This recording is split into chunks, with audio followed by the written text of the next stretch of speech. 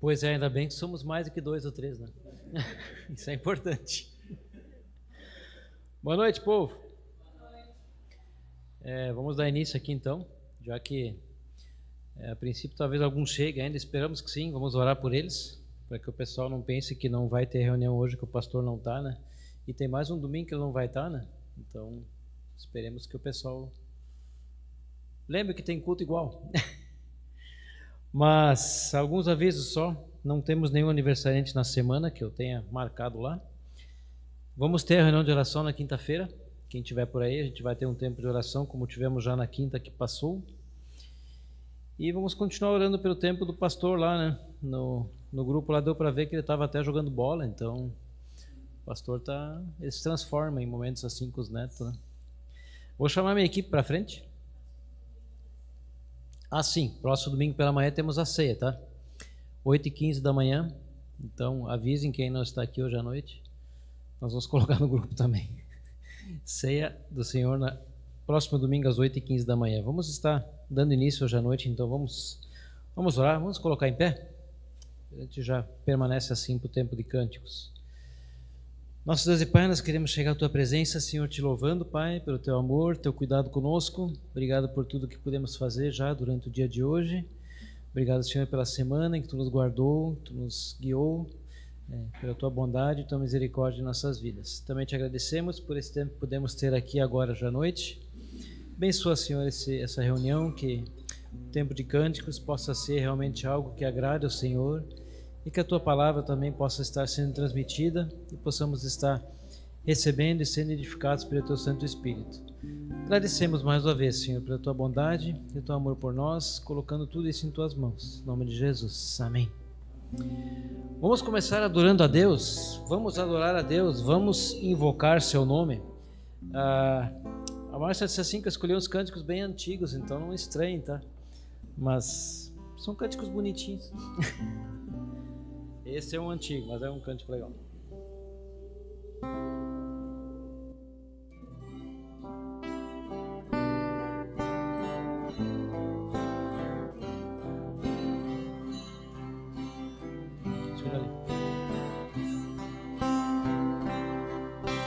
Vamos adorar a Deus, vamos adorar a Deus, vamos invocar Seu nome, vamos adorar a Deus, vamos adorar a Deus, vamos adorar a Deus, vamos invocar Seu nome, vamos adorar a Deus. Ele veio em minha vida num dia especial, trocou meu coração por um outro sem igual, e esta é a razão porque eu digo que vamos adorar a Deus, ao que está sentado no trono, e ao Cordeiro seja o louvor e a honra e a glória e o domínio pelos séculos dos séculos. Amém.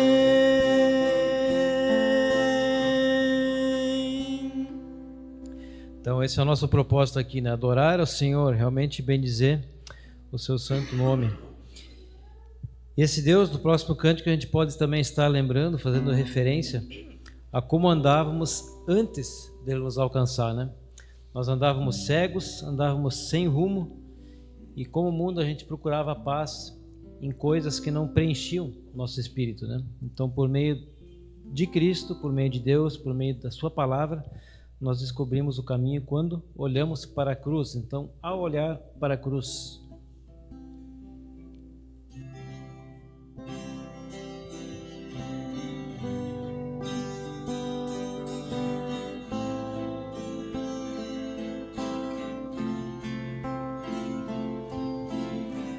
andei tão cego, sem rumo certo, buscando a paz e descanso. Eu procurei por tantos meios justificar meus erros, mas ao clamar,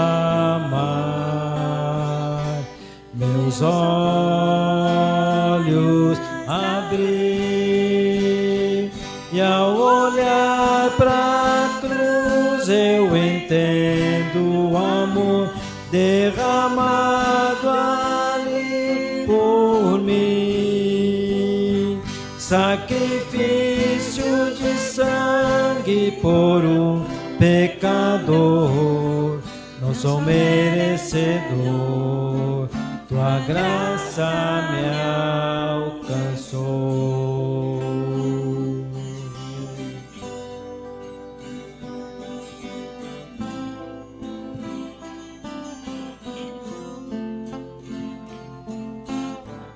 E ao ver tua glória naquele dia, me alegrarei em gratidão.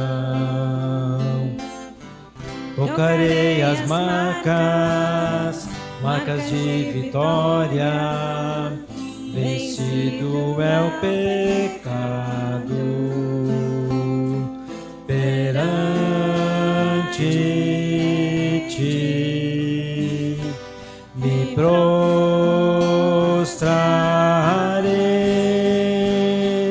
e ao olhar pra cruz eu entendo o amor derramado ali por mim, sacrifício de sangue por um pecador. Não sou merecedor, tua graça me alcançou.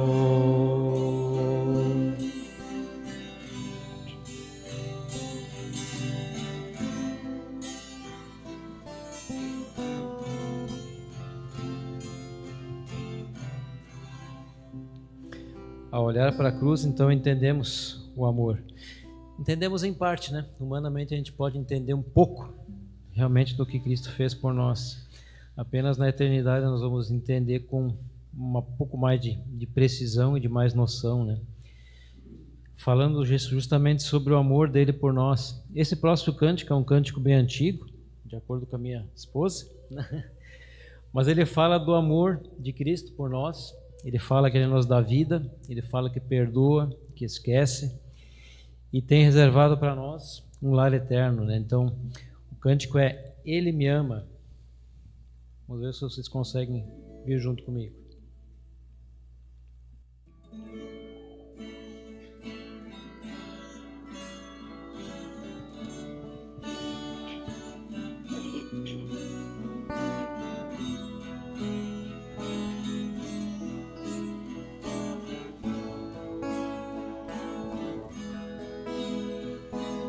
Ele me ama, vida me dá. Ele perdoa, esquece. Um lar eterno, Cristo vai dar. Quando no céu eu chegar, hoje entendi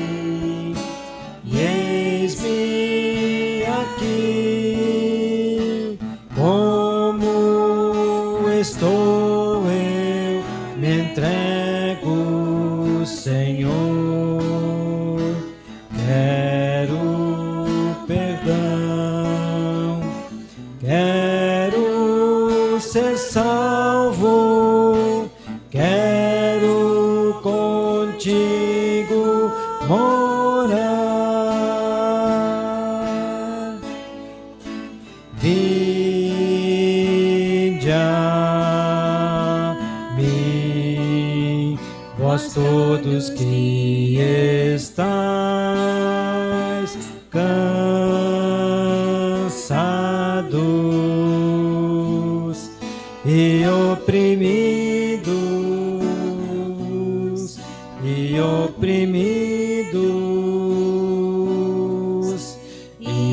eu vos aliviarei.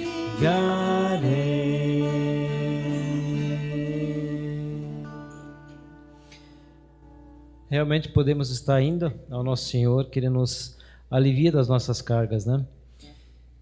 E na sequência nós podemos também perceber que a gente começa a caminhar ou a trilhar um novo caminho, uma vez que a gente está nos braços do nosso Deus, né?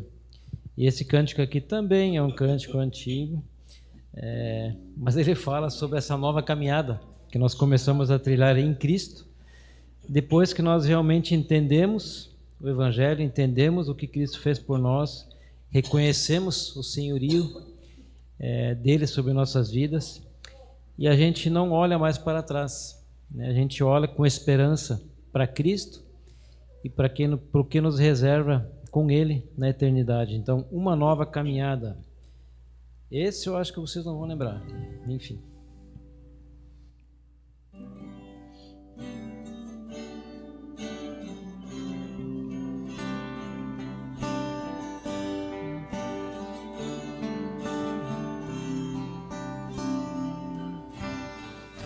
É hora de não olhar para trás, só olhar para Cristo e nada mais. Renunciar à velha estrada em que outrora você andava. É hora de recomeçar uma nova caminhada, em nova estrada, seguir a Cristo e mais nada. É hora de recomeçar uma nova caminhada, em nova estrada, seguir a Cristo e mais nada. É hora de não olhar para trás, só olhar para Cristo e nada mais. Viver com Ele em cada instante, seguir seus passos e ir avante. É hora de recomeçar uma nova caminhada, em nova estrada, seguir a Cristo e mais nada. É hora de recomeçar uma nova caminhada, em nova estrada, seguir a Cristo e mais nada. Quem conhecia? Ô Lucas, ó. Então vamos cantar mais uma vez, para fixar um pouco mais a melodia dele. E a gente... Acho que eu pedi pro Lucas vir na frente cantar com a gente. Já que é só ele. Vamos lá. É hora de não olhar para trás, só olhar para Cristo e nada mais. Renunciar à velha estrada em que outrora você andava. É hora de recomeçar uma nova caminhada, em nova estrada, seguir a Cristo e mais nada. É hora de recomeçar uma nova caminhada em nova estrada, seguir a Cristo e mais nada. É hora de não olhar para trás, só olhar para Cristo e nada mais. Viver com Ele em cada instante, seguir seus passos e ir avante. É hora de recomeçar uma nova caminhada em nova estrada, seguir a Cristo e mais nada. É hora de recomeçar uma nova caminhada em nova estrada, seguir a Cristo e mais nada. Quando fala ali, na primeira parte ali, renunciar à velha estrada em que outrora você andava. Quando nós reconhecemos realmente o Senhor Jesus como nosso Salvador, a gente acaba fazendo renúncias, né? A gente faz trocas, a gente faz substituições na nossa vida. E na verdade, pensando assim em negócios, né? É o melhor negócio que a gente poderia fazer, né? Um negócio que a gente poderia ter, pode ter o maior lucro que a gente poderia imaginar.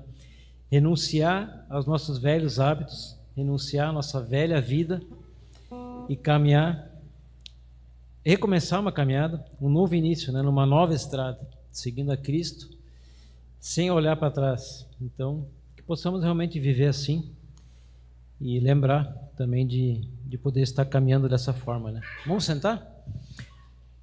Eu vou chamar então as crianças.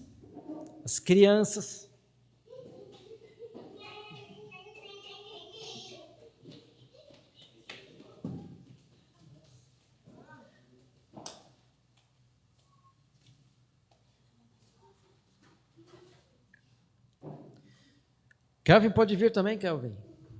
Tu não é uma criança, por isso tu não vê, né?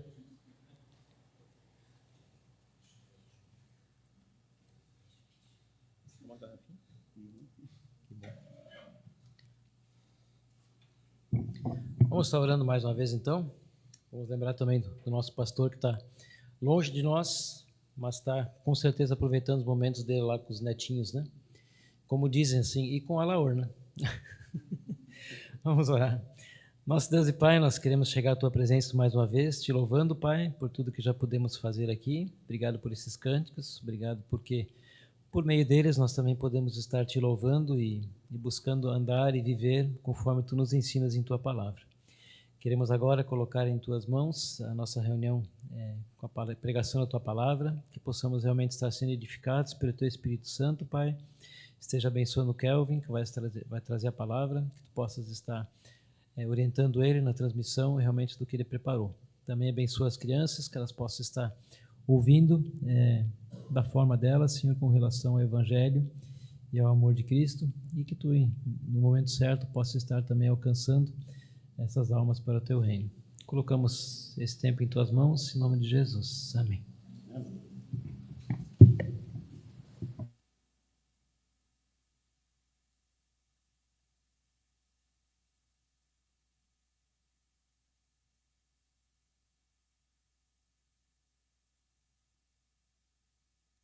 Boa noite, amados irmãos. É um grande privilégio estar mais uma vez aqui ministrando a palavra de Deus. Convido os amados de imediato já estarem abrindo suas Bíblias lá no livro do profeta Ageu. Estarei lendo do verso 1 ao 15.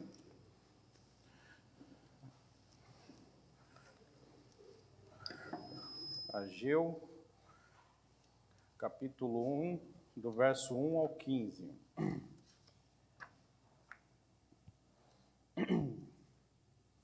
Todos acharam? Amém? A partir do verso 1. No segundo ano do rei Dário, no sexto mês, no primeiro dia do mês, veio a palavra do Senhor por intermédio do profeta Ageu, a Zorobabel, filho de Salatiel, governador de Judá, e a Josué, filho de Josadaque, o sumo sacerdote, dizendo: assim fala o Senhor dos exércitos. Este povo diz: não veio ainda o tempo em que a casa do Senhor deve ser edificada. Veio, pois, a palavra do Senhor, por intermédio do profeta Ageu, dizendo: acaso é tempo de habitardes vós em casas apaineladas, enquanto esta casa permanece em ruínas? Ora, pois assim diz o Senhor dos exércitos: considerai-vos o vosso passado. Tendes semeado muito e recolhido pouco. Semieis, mas não chega para fartar-vos. Bebeis, mas não dá para saciar-vos. Vestivos, mas ninguém se aquece. E o que recebe salário, recebe-o para pô-lo num saquiel furado.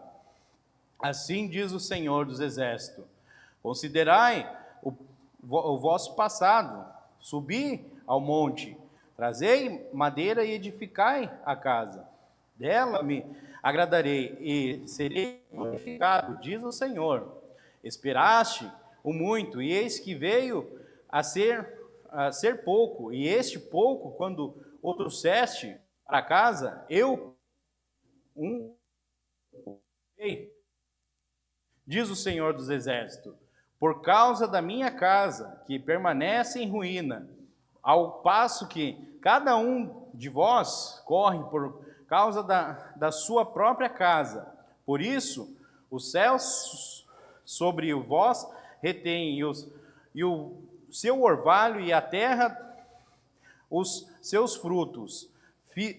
Fiz firme a seca sobre a terra e sobre os montes, sobre o cereal, sobre o vinho, sobre o azeite e sobre o que a terra produz, como também sobre os homens, sobre os animais e sobre todo o trabalho das mãos.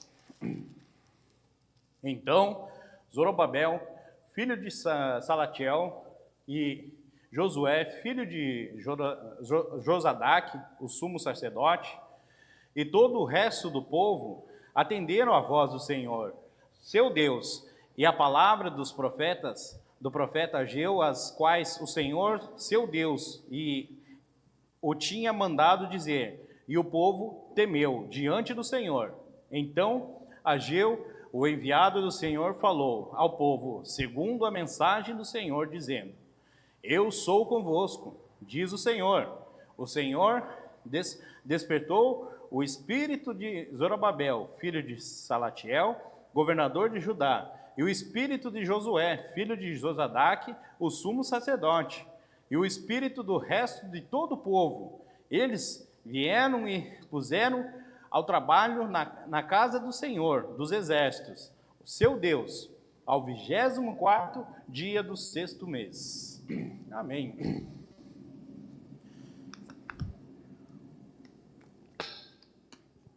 Então, esta noite estaremos expondo o livro do profeta Ageu, capítulo 1. O profeta Ageu, juntamente com Zacarias e Malaquias, são chamados de os profetas do pós-exílio. Estes profetizaram quando o povo de Israel havia retornado do cativeiro babilônico. O ministério deles foi durante a reconstrução do templo da nação de Israel. Durante 70 anos, Israel esteve como cativo na Babilônia e espalhados por outras partes como resultado do castigo que Deus, por conta da idolatria contida com o povo em Israel. Mas agora, aqui no contexto que nós lemos hoje, agora esses 70 anos já haviam se passado, já haviam se cumprido esses 70 anos ali de cativo. Deus traz de volta o seu povo a terra prometida, pelo menos uma parte dele, como havia prometido através dos profetas Jeremias e outros profetas. Cerca de 50 mil pessoas retornaram lá da Babilônia. E muitos, a maioria, ou seja, mais ou menos a maioria, eram sacerdotes que retornaram da Babilônia. Quando o povo retorna sobre a liderança de Esdras e de Neemias, a terra prometida por Deus, a primeira providência foi construir um altar, iniciar os alicerces do altar, pois o altar havia sido destruído completamente quando ali em 586 a.C. ali vem o rei Nabucodonosor ali, que cercou Israel e destruiu completamente a cidade de Jerusalém. Então a cidade, quando eles retornaram à cidade, estava completamente em ruínas. E a primeira coisa que eles iniciaram era iniciar os alicerces do templo, pois era o foco principal deles. Eles já, antes de serem destruídos, eles tinham muito respeito pelo o templo de Israel, o templo ali. Então, a primeira coisa a ser restaurada, reconstruir o altar, que era o símbolo de adoração a Deus. E eles começaram a erguer as bases do templo, mas depois de um tempo, a obra da construção foi se deixando de lado, foi parando um pouco. Primeiro havia a oposição dos samaritanos, que eram o povo que tinha ocupado o lugar dos judeus na terra depois que os judeus foram levados a cativos. Quando o povo judeu retorna à terra prometida, eles dão de cara com essa oposição dos samaritanos.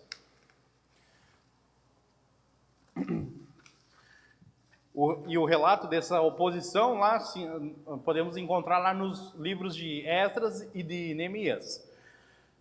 Além disso, havia um problema financeiro, que se agravava enquanto alguns judeus haviam conseguido reabrir os seus negócios, reaver suas terras e para plantar. Todavia, a seca havia trazido uma produção fraca, uma colheita muito pequena. E o povo estava muito aflito com as suas próprias necessidades financeiras. E aconteceu que, durante 15 anos, o trabalho da reconstrução do templo parou. E o povo se dedicou aos seus negócios, a arar as suas terras, a construir as suas casas. O templo ficou lá, de lado, abandonado, com apenas seus alicerces reerguidos, com uma obra inacabada. O povo estava se desculpando para não construir o templo de Deus. E essas desculpas nós encontramos aqui no verso 2, como lemos ali. Vamos reaver ali as suas desculpas. Olha ali no verso 2. No início do verso 2. Assim fala o Senhor dos Exércitos: este povo diz, não veio ainda tempo, o tempo em que a casa do Senhor deve ser edificada. Não é que eles estavam se recusando a reconstruir, eles estavam dizendo que a hora de reconstruir não havia chegado ainda. Pois eles estavam muito ocupados restaurando as suas casas, seus negócios, as suas terras. Enfim, havia muitas outras coisas que na cabeça do judeu tinha prioridade do que reconstruir a casa de Deus. E quando Deus levanta Ageu e a Zacarias, que são enviados como porta-voz de Deus, a trazer a mensagem de Ageu no seu livro, a mensagem que é trazida no livro do profeta Ageu, é exatamente essa, que é tempo sim de reconstruir a casa de Deus. Na verdade, nunca deveria ter parado. deveriam ter priorizado as coisas de Deus. Mais tarde, Jesus repete essas palavras lá em Mateus, capítulo 6, verso 33, que ele fala: mas buscai primeiro o reino de Deus e a sua justiça, e todas essas coisas vos serão acrescentadas.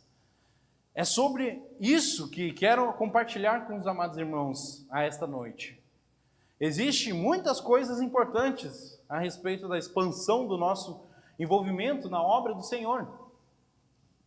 Mas eu preciso fazer duas observações antes de compartilhar com os irmãos e continuar com a exposição do livro de Ageu.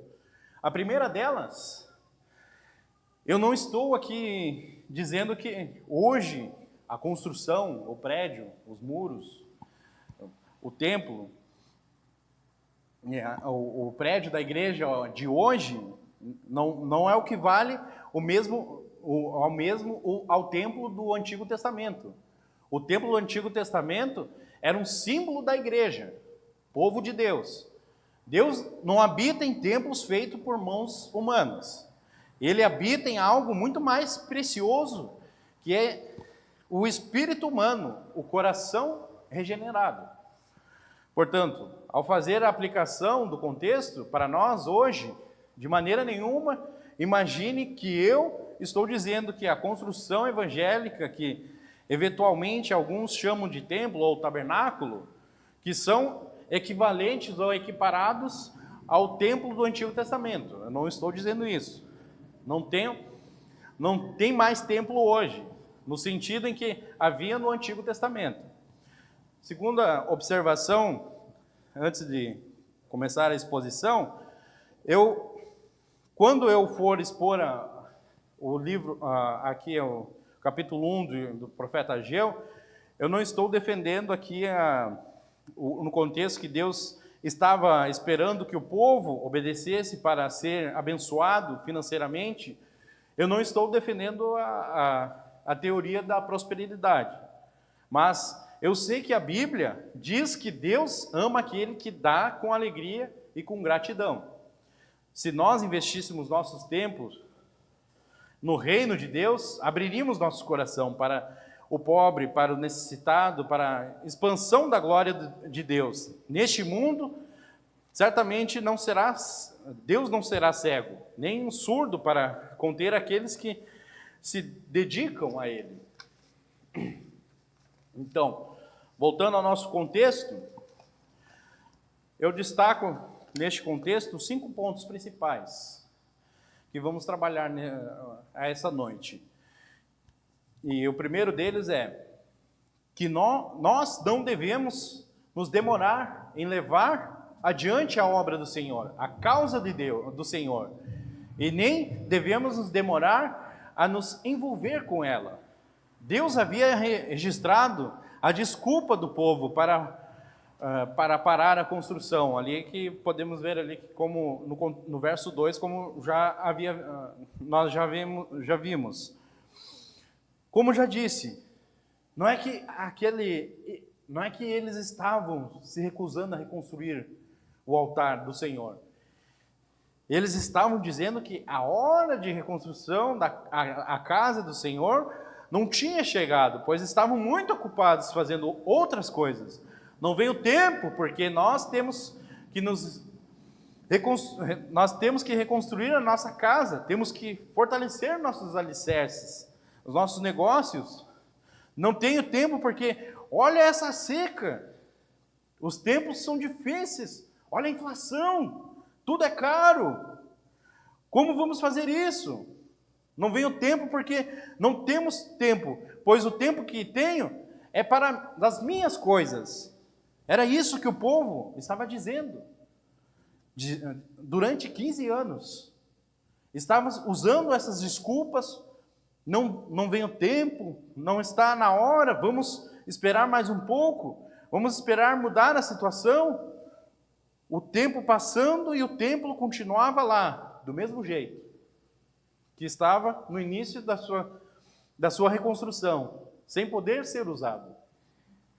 Precisamos ter cuidado para não cair no mesmo erro que o povo de Israel aqui. Num certo sentido, Deus tem pressa a milhares de pessoas, por exemplo, a milhares de pessoas aqui na nossa cidade que morrem em trevas, sem luz.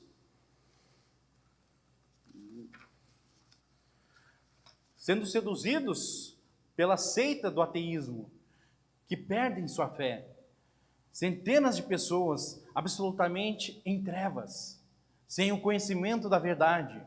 E nós dizemos, não é tempo ainda, não é chegada a hora de irmos em frente, espalhar o seu evangelho. Esse relato de Ageu tem sido comparado ao capítulo 28 de Mateus, a grande comissão, ide por todo o mundo, pregai o evangelho.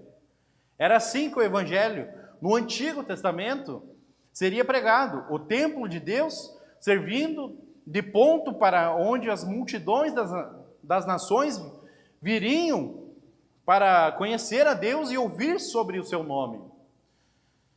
Não podemos deixar as dificuldades da nossa época que nos impeça de avançar com a obra de Deus. Porque sempre será difícil, sempre vai ter uma casa para comprar, um carro novo, sempre vai ter algum mestrado para terminar, ou você vai ter alguma coisa pessoal em que você vai querer fazer. Quando então, de fato, vamos poder? Se fôssemos olhar dessa forma. Não vamos cair no mesmo erro, não vamos fechar o nosso coração e o nosso bolso para aquilo que é prioridade na nossa vida, que é, de fato, a obra de Deus.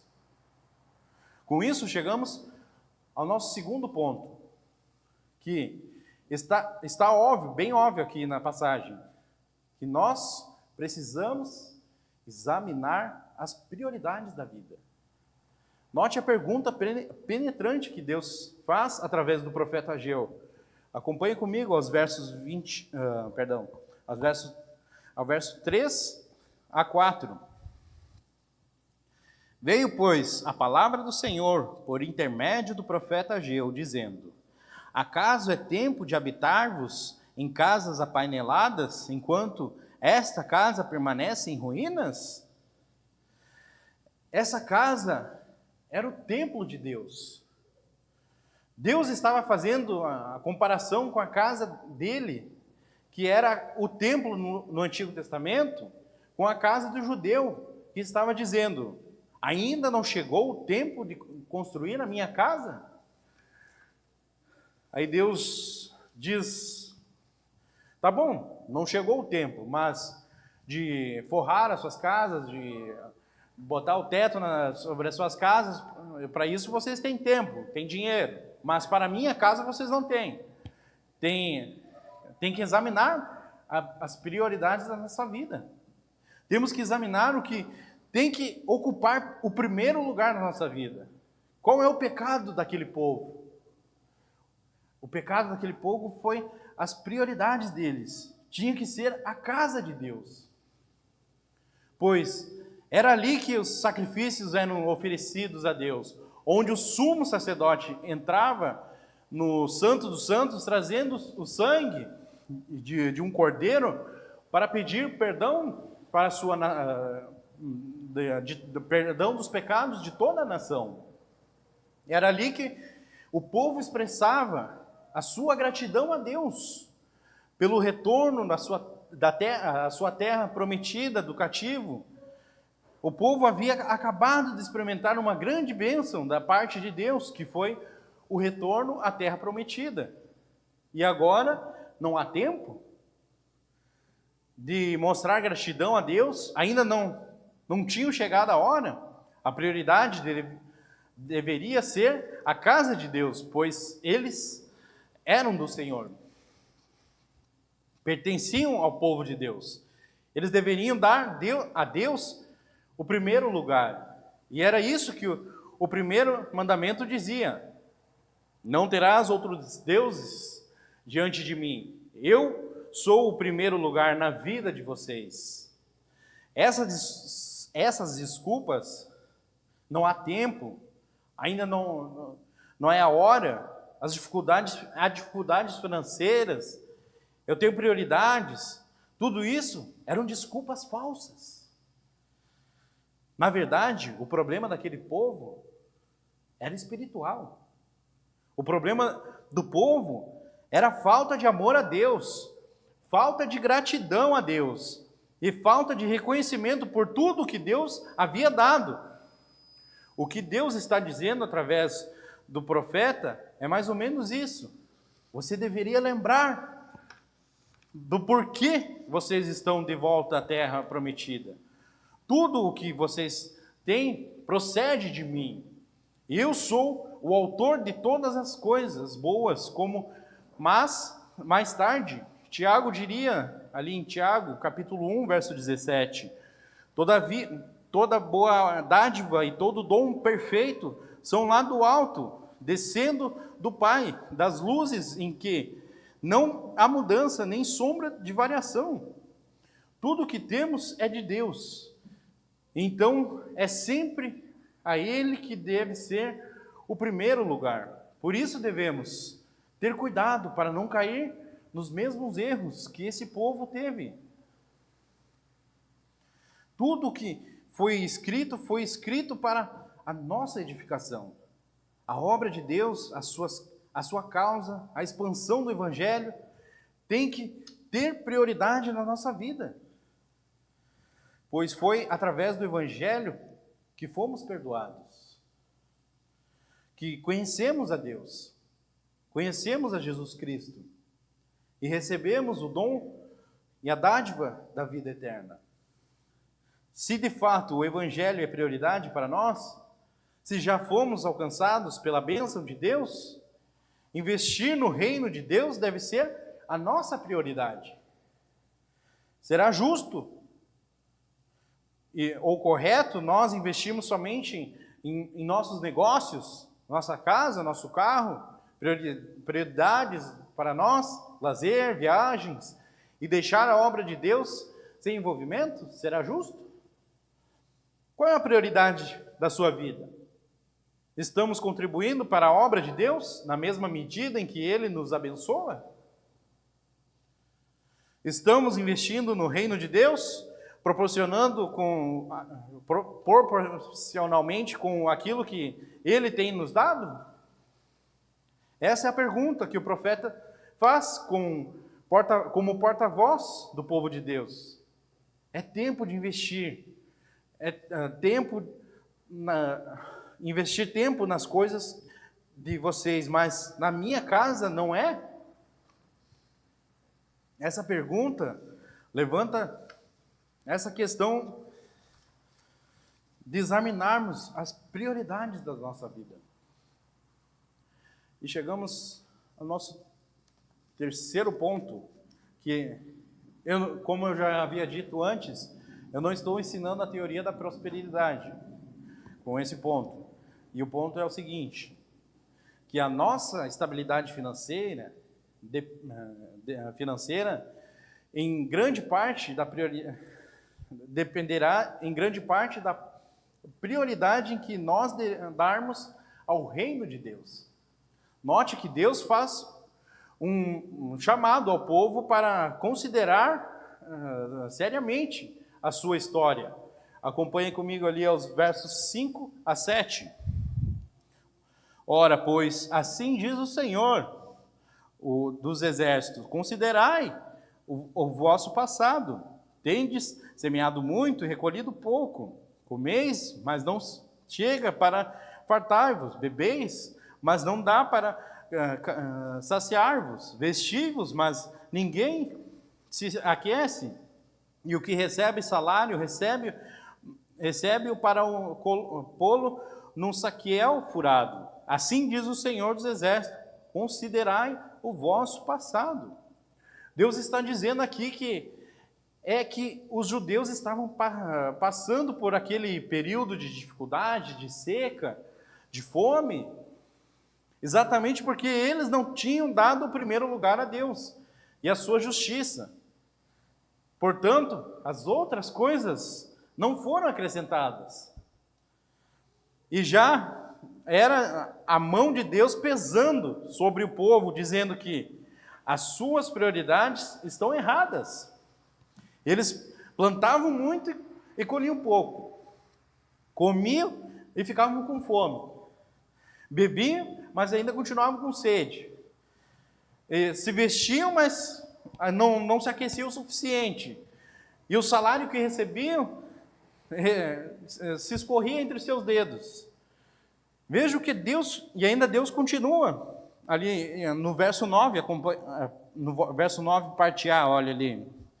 Esperastes o muito, e eis que veio a ser pouco, e este pouco, quando o trouxeste para casa, eu com um assopro o dissipei.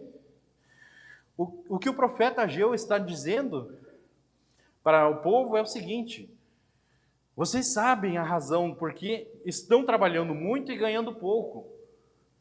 E depois, mesmo que vocês tenham mais, não conseguem desfrutar, porque essa é a pior parte.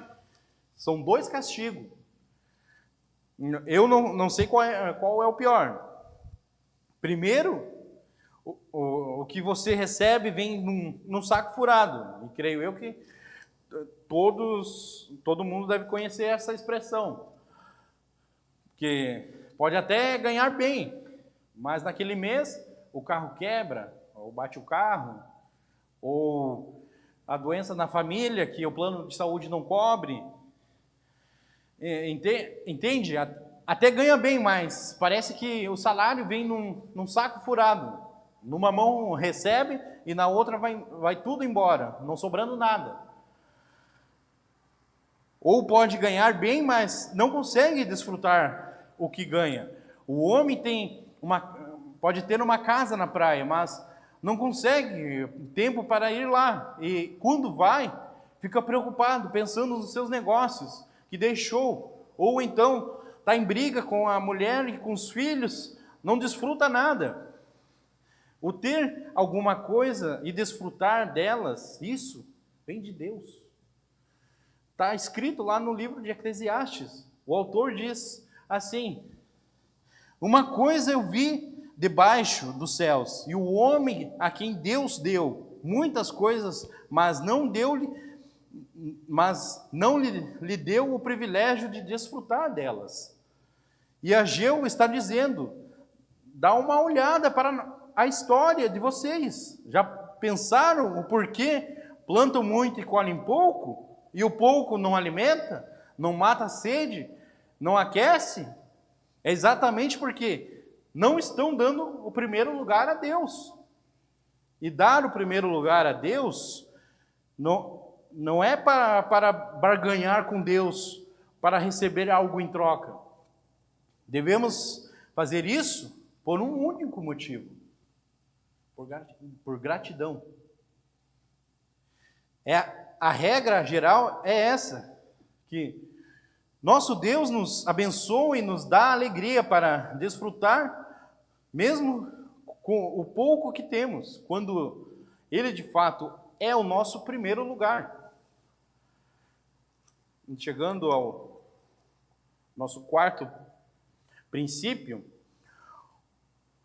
o nosso quarto ponto é: o nosso objetivo maior na vida é a glória de Deus.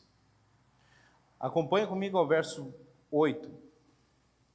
Alguém possa ler para mim, por favor? O verso 8 do capítulo 1 de Ageu. Subi ao monte, trazer madeira e edificar a casa. Dela me agradarei e serei glorificado, diz o Senhor. Aqui vemos a mesma coisa que acontece lá.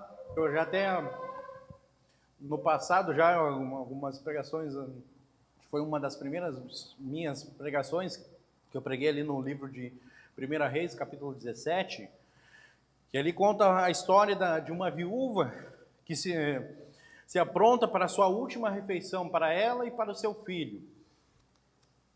para depois ir morrer.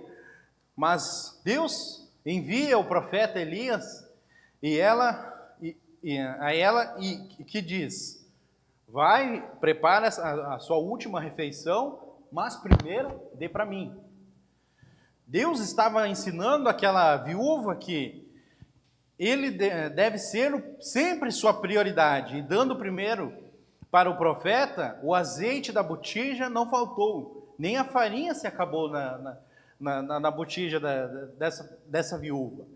E da mesma forma, Deus está ensinando ao seu povo para subir ao monte e buscar madeira, mas primeiro para a minha casa, pois não vai faltar madeira para a casa de vocês. Com isso, Deus está ensinando ao seu povo que o alvo de vocês é sempre a minha glória, são meus assuntos e é meu reino. Essa é a razão pela qual vocês estão ainda aqui, neste mundo, e sempre quero estar em primeiro lugar na vida de vocês. Agradar a Deus deve ser o nosso maior alvo. Assim como o apóstolo Paulo afirma na sua carta aos 1 Coríntios, capítulo 10, verso 31. Portanto, quer comais, ou quer bebais, ou façais outra coisa qualquer, fazei tudo para a glória de Deus. Esse deve ser o nosso modo de viver. Chegando ao nosso quinto e último ponto, que ele é o seguinte: os efeitos do apelo do profeta. Vejamos ali a partir do verso 12, do capítulo 1 de Ageu. Então Zorobabel, filho de Salatiel, e Josué, filho de Josadaque, o sumo sacerdote, e todo o resto do povo atenderam a voz do Senhor, seu Deus, e a palavra do profeta Ageu, e as quais o Senhor, seu Deus, o tinha mandado, a dizer ao povo.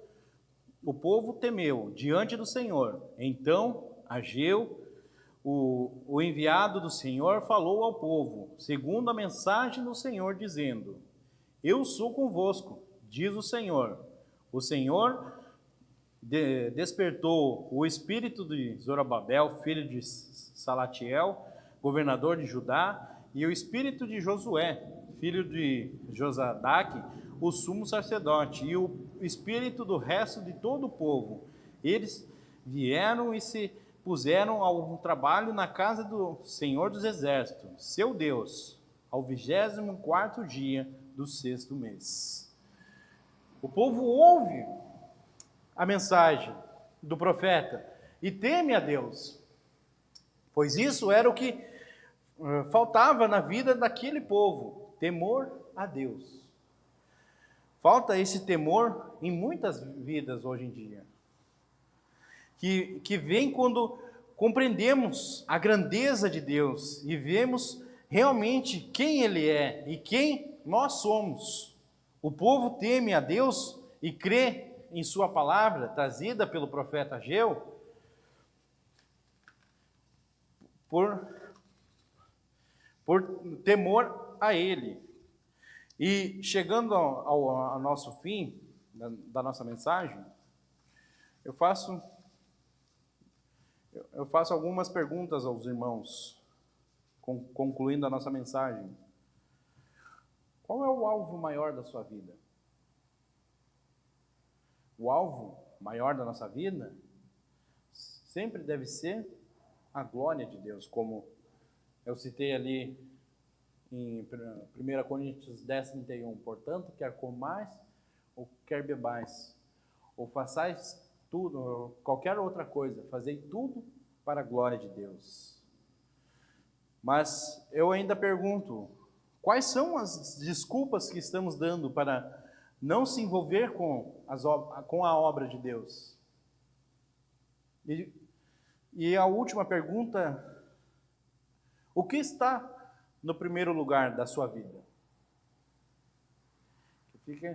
essa pergunta para nós, se não for Deus, então precisamos correr seriamente ali, reaver as nossas prioridades, pois Deus deve ser a nossa prioridade na nossa vida, como já havia dito.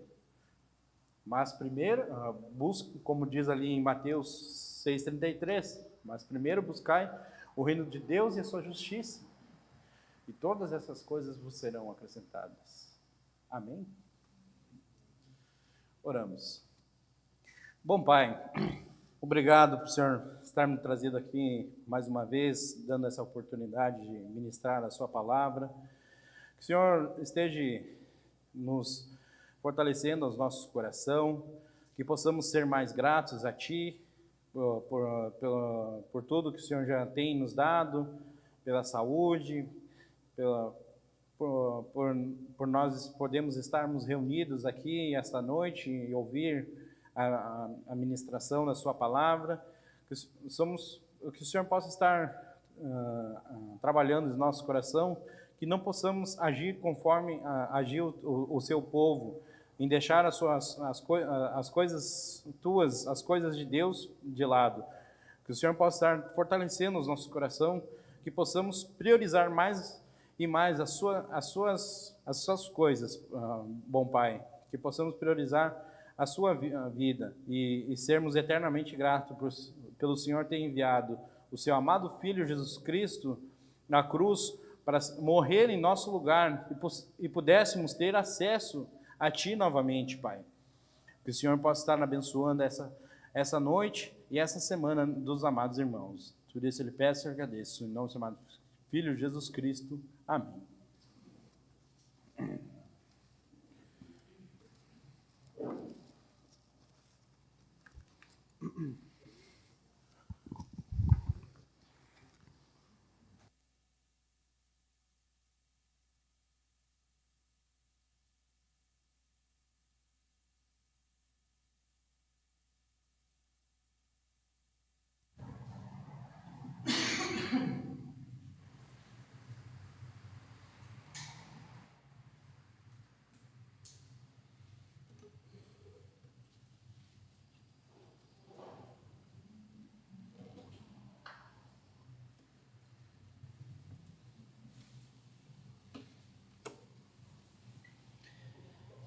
Obrigado, irmão Kelvin, por esse compartilhar da palavra. O livro de Ageu realmente é um livro muito rico. E alguém que gosta muito do livro de Ageu, inclusive, está fazendo um TCC em cima dele, é o meu futuro genro lá, o Natan. Ele está fazendo um TCC em Ageu. Ele pregou uma vez aqui em Ageu também. E realmente ele traz muitas lições, né? Então, lembrando das perguntas do Kelvin, no final, qual o maior alvo da minha vida? Qual o maior alvo da sua vida? É a glória de Deus, agradá-lo acima de tudo.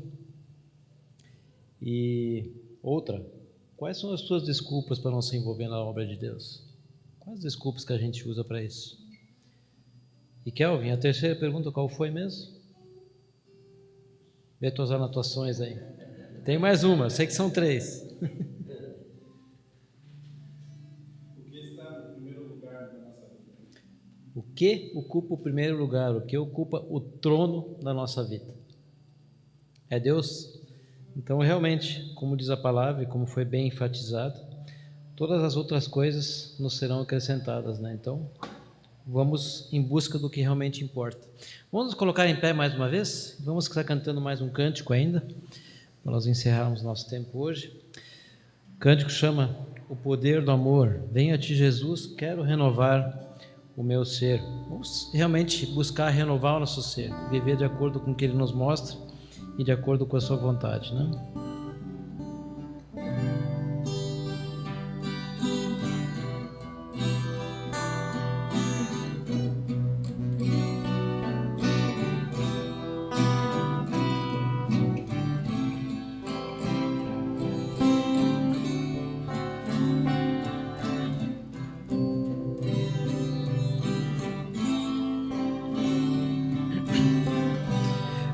A Ti, Jesus, quero renovar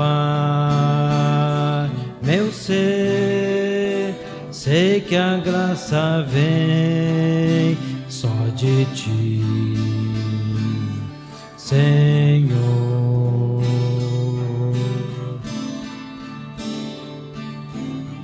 Eu descobri, ó Deus, que tudo que é mal em mim vai se transformar com o poder do amor.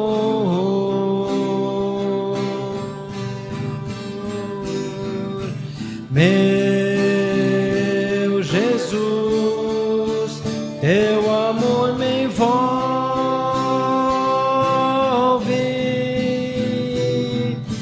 Quero estar firme em tuas mãos.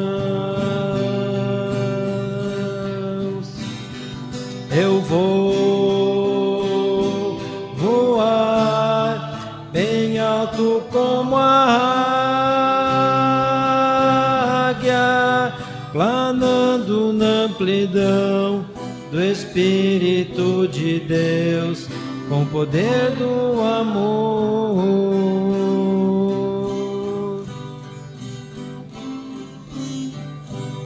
Abre os olhos meus, quero ver o teu olhar, mostra o teu amor, vem viver em mim.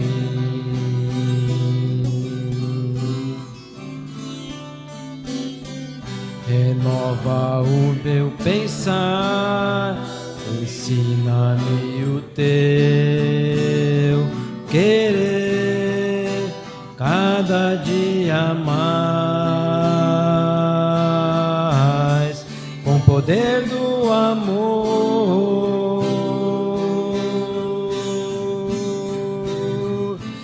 Meu Jesus, teu amor me envolve.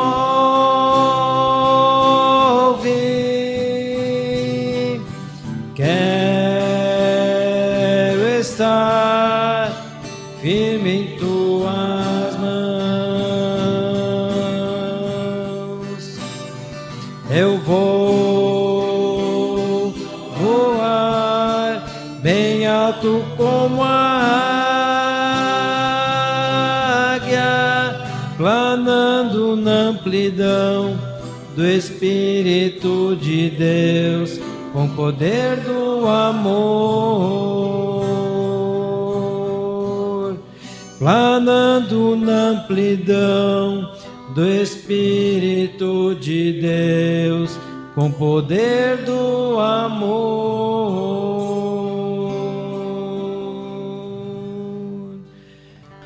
Amém. Uma boa semana a todos. Deus nos abençoe. Fiquem aí, temos um tempinho de conversas. Comunhão é. Deus abençoe a todos.